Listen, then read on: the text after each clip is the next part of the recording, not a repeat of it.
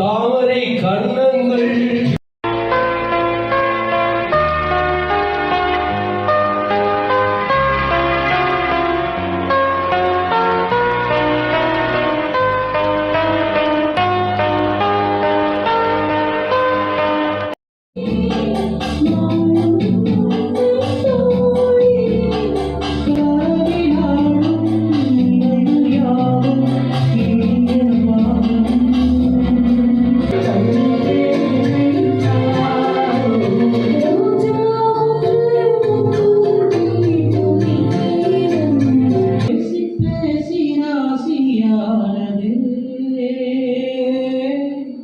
அவ்வளோ டிஸ்டன்ஸில் நீங்கள் அதை குவாலிட்டி கொடுத்தா தான் அந்த போய் ரீச் ஆகும்.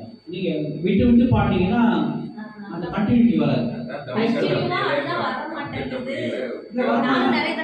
இல்லை நீங்கள் நோட்ஸ்லேயே நோட் பண்ணணும். பொத்தி கச்ச மல்லிகை முட்டு பொத்திருச்சு வெக்கத்தை விட்டு பேசி பேசி ராசியானது. இப்போ பேசி பேசி ராசி அப்படின்னு ஒன்றுதான் விட்டா அந்த டீட்டெயில் போயிடும். பேசி பேசி ராசியானது